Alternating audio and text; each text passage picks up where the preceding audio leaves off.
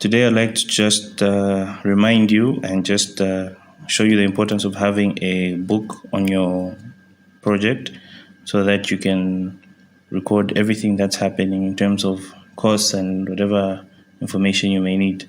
In engineering, they usually have what is called a site diary, where you record everything that's happening on the site every day. But for your house project, all you really need is just a simple notebook where you're going to record your expenses. This is a book that I had for a project in Makeni, which started in 2018. As you can see, the book has seen better days, but it has recorded everything. So here's what the book looks like inside. So what basically we have is the date of the expenditure or income, what was description of what was spent, and the amounts.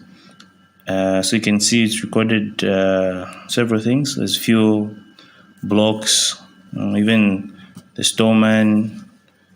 The basic idea is to have as many things as you can, whatever expenditure you incur when you go to your project. You can even stick your receipts there if you want, and the like.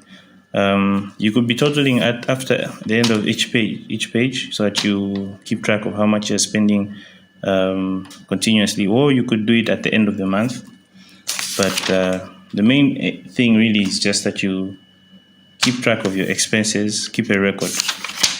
Of course, the advantages of having a book is that you can't lose the information, because some people might want to use an application, maybe, or a spreadsheet, which is good, but sometimes computers crash, and I always advise people to go hard copy. It's much better. So I hope you remember to buy yourself a book. It's a good habit to have when you are spending money on a project.